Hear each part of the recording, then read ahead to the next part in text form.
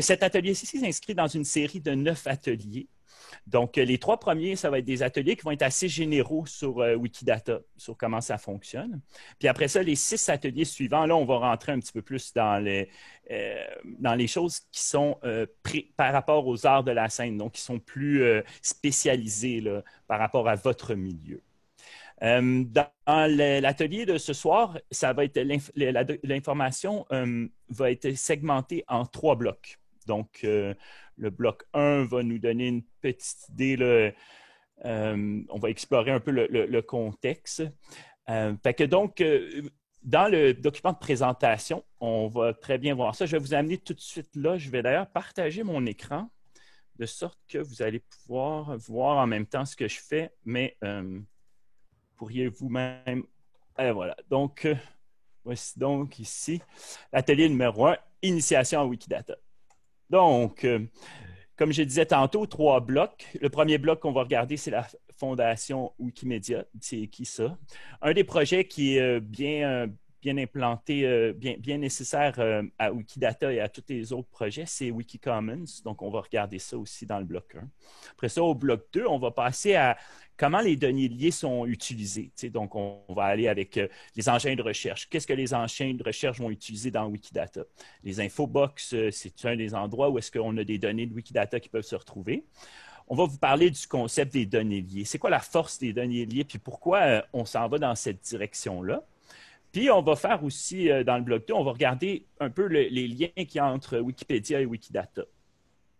Et le bloc 3, ça va être un bloc où là, on va vraiment regarder précisément une entrée Wikidata, comment c'est fait, puis les liens interwiki, les déclarations, les identifiants externes. Donc, ces 3 blocs-là constituent la matière de l'atelier d'aujourd'hui.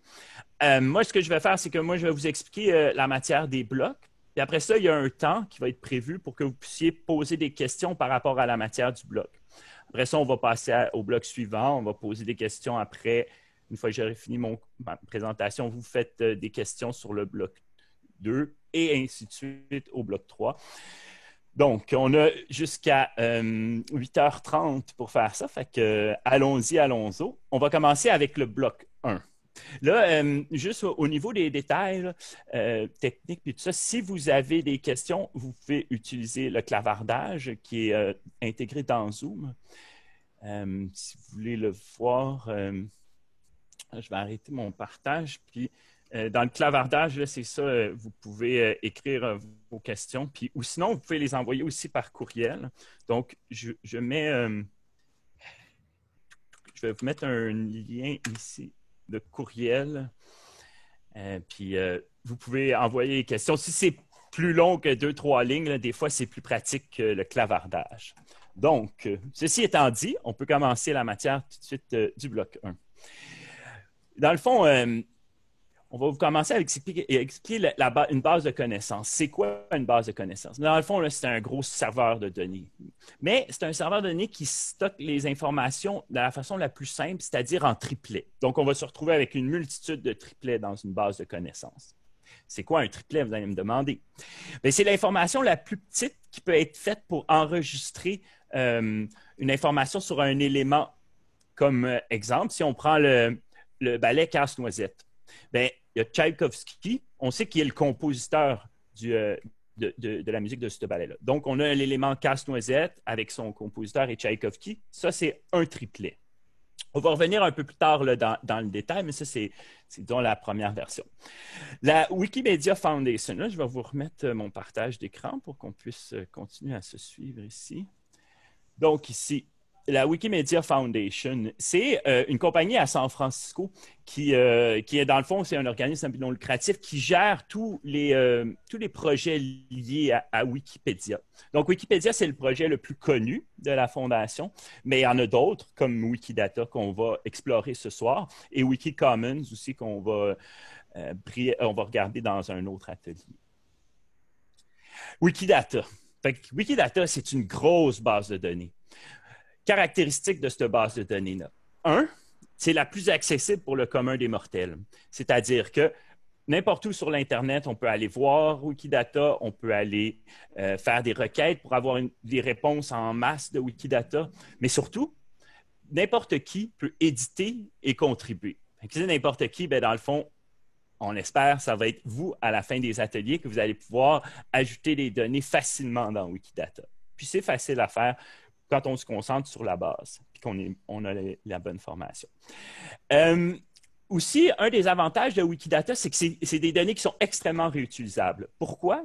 Parce que les données qui sont dans Wikidata sont dans le domaine public. Ça veut dire, domaine public, c'est la licence qu'on appelle CC0. Ça veut dire que dans le fond, vous pouvez faire ce que vous voulez avec les données ou les données qui sont sur Wikidata, n'importe qui peut faire ce qu'il veut avec. Donc, il peut se bâtir des listes, il peut vendre des catalogues, il peut présenter ça. Il n'y a pas de restriction, pas besoin de mentionner c'est qui a mis la donnée, d'où elle vient, puis tout ça. Les gens peuvent faire ce qu'ils veulent avec. Et la dernière caractéristique de Wikidata qui est très intéressante, c'est que c'est la plus multilingue de toutes les bases de données. Comment ça?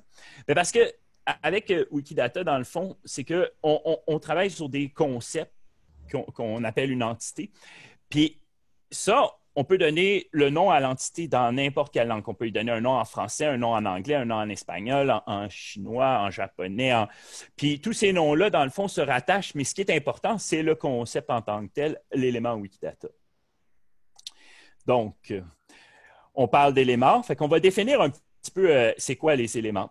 C'est quoi un élément? Fait que donc, mettons qu'on prend la Terre puis qu'on prend une planète. Ça, c'est deux éléments qu'on retrouve dans Wikidata. Et la Terre, c'est un élément concret, elle existe, mais la planète, c'est un élément abstrait. Pour Wikidata, ça ne fait pas de différence dans le gros, mais il y a juste deux éléments. Mais dans la définition des éléments, c'est là où est-ce qu'on va pouvoir définir justement plus précisément. Mais on va y revenir un peu plus tard. Mais ce qu'il faut se rappeler, là, c'est qu'on a des éléments qui sont aussi appelés des entités qui sont stockés dans Wikidata. C'est vraiment ça, là, la base, là, une grosse collection d'éléments et de triplets aussi par rapport à ces éléments-là. Donc, un élément, comment on le reconnaît? Son identifiant, c'est un nombre qui est précédé de la lettre Q. Donc ici, quand on a pour notre exemple de Tchaïkovski de tantôt, bien là, ici, on a Q7315. Ça, c'est la façon de définir Tchaïkovski, mais le Tchaïkovski qui a été le compositeur pour Casse-Noisette, pas n'importe quel Tchaïkovski. Vraiment l'individu qui est responsable de la musique. Il y a aussi le Casse-Noisette en tant que tel, qui a son élément Wikidata ici, qui s'appelle Q193705. Donc, jusqu'à date, on voit que chaque élément a, dans le fond, un identifiant unique. Ça devient important, surtout dans les cas d'homonymie. Parce que, mettons, prenons le Titanic. Titanic, c'est un bateau. Alors, quand on parle du Titanic comme le bateau qui a coulé, ben, c'est Q25173. Mais en même temps, c'est un film, le Titanic, qui est à propos du bateau, mais c'est un film qui, lui, est un autre élément, une autre réalité. Donc, lui, le Titanic, le film, il s'appelle Q44578. Puis attention, c'est le film de James Cameron. Parce qu'il y a d'autres films qui s'appellent Titanic aussi par d'autres personnes. Mais celui-là, c'est celui où Céline Dion chante, qu'on connaît bien. Puis, en faisant une recherche aussi sur Wikidata, on se rend compte que Titanic, ben, il y a un groupe de musique norvégien qui s'appelle comme ça. Je n'avais jamais entendu parler, mais c'est important, quand on va faire des liens, de lier avec le bon élément. Donc, le nom, ce n'est pas suffisant. Il faut vraiment s'assurer qu'on a le bon concept. Ça, c'était pour parler des entités. Alors, tantôt, quand je parlais des triplets, il y avait l'élément en lien entre les deux. Bien, lui, c'est la propriété. Donc, si on prend un triplet Casse-Noisette, A comme producteur, Piotr Ilyich Tchaïkovski, bien, la propriété, ça va être A comme compositeur. Donc, compositeur, c'est lui, les propriétés sont toujours précédées d'un P majuscule. Donc, P86, on voit vraiment que c'est la propriété compositeur. Il faut comprendre qu'il y a beaucoup, beaucoup moins de propriétés que d'éléments. C'est le type de lien qu'on peut créer est beaucoup, beaucoup moins grand que les éléments qu'on peut lier en tant que tels. Aussi, une autre affaire avec les propriétés, c'est qu'il n'y en a pas beaucoup qui sont créées, parce qu'il n'y en a pas beaucoup, il n'y en a pas beaucoup qui sont créées non plus. Puis, quand on en crée une, il y a tout un processus pour restreindre, pour s'assurer que ce soit vraiment une propriété qui va être utilisée. Puis donc, on va plus tard dans les ateliers, on va regarder un petit peu ça, mais à la base, on n'aura pas besoin de créer de propriété. Vous n'aurez pas besoin de créer de propriété pas mal certain. C'est très rare qu'on a besoin de créer des propriétés. Pour faire le tour un petit peu sur le vocabulaire, moi, je vais vous conseiller, pas tout de suite, mais éventuellement, d'aller voir le glossaire. Donc, on vous a mis le lien en bas. Et puis ça va vous amener dans Wikidata où vous allez pouvoir voir là, en tant que tel tous les termes qui sont utilisés dans Wikidata. On va continuer ici avec un autre exemple de triplet. Donc, encore avec notre Casse-Noisette, le ballet de Tchaïkovski. Donc, le premier qu'on a déduit, c'est que Casse-Noisette a comme compositeur Tchaïkovski. Mais on peut déduire aussi que Casse-Noisette a comme nature d'être un ballet. C'est dans le fond une façon de dire que Casse-Noisette est un ballet, mais pour mettre en exergue ici là, que a comme nature d'être, dans le fond, c'est la propriété. Là, la nature de Casse-Noisette, c'est d'être un ballet.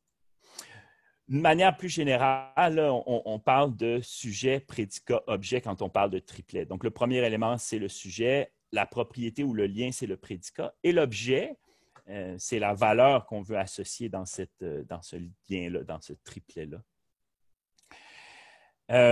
Il faut noter que le dernier élément, l'objet, ce n'est pas nécessairement une autre entité Wikidata. Ça peut être une valeur en soi. C'est comme, mettons, une date de naissance. Donc, le dernier élément, ça va être une date. Ça peut être du texte, ça peut être un nombre, ça peut être un URL, un lien vers une page web. Ça peut être un lien vers une image aussi dans Wikicommons, comme je vous ai parlé tantôt. C'est ça. Donc, aussi, il y a différentes façons là, de nommer les triplets, dépendamment dans quel monde on est. RDF, qui est un Resource Description Framework, qui est une façon de nommer là, les informations. Il utilise sujet, prédicat, objet comme façon de parler. Dans le langage simple, par exemple, on pourrait dire que, dans le fond, notre élément, c'est une chose qui est en relation avec une autre chose. Mais dans les déclarations de Wikidata, la plupart du temps, le vocabulaire qu'on va utiliser, c'est élément qui est lié par une propriété à une valeur. Évidemment, comme j'ai dit tantôt, la valeur peut être littérale ou elle peut être encore une autre entité. Donc, si on regarde Wikidata là, à vol d'oiseau, on voit dans le fond qu'on parle de 71 millions d'entités différentes. C'est beaucoup, mais ça pourrait être plus encore. C'est quand même 25 000 utilisateurs actifs. Donc, à chaque mois, il y a 25 000 personnes qui viennent pour contribuer. Donc, des utilisateurs qui sont, dans le fond, comme vous et moi. Il y a aussi 310 robots. Ça, c'est un peu plus particulier. On en parlera, on ne couvrira pas beaucoup ça dans l'atelier, mais il y a des processus de logique qui s'appliquent constamment sur Wikidata pour épurer, pour essayer de trouver des erreurs, pour essayer de bonifier la base de données. Donc, c'est des robots qui s'occupent de faire ces tâches-là. Puis, on regarde, en fait, on se rend compte qu'il y a 7705 propriétés en ce moment dans Wikidata. Donc, si on compare ça avec le 70 millions d'entités, on se rend compte, comme je disais tantôt, qu'il y a beaucoup, beaucoup moins de propriétés. Évidemment, Wikidata, ça va être aussi vos contributions. Ici, j'ai mis un lien pour que vous puissiez aller voir là, les statistiques sur Wikidata qui sont disponibles et qui vont vous donner un petit peu un ordre de grandeur. Mais en gros, ici, je vous ai extrait là, sur les 71 millions d'éléments, on peut voir là, que les êtres humains en rouge, on parle de 6 millions d'éléments. Il y a des taxons, ça c'est du langage, il y a des entités territoriales et administratives. Bref, c'est en ce moment la quantité d'éléments qu'on retrouve dans Wikidata, c'est basé là-dessus. Pour vous donner une idée, le premier élément Q1 dans Wikidata, c'est l'univers.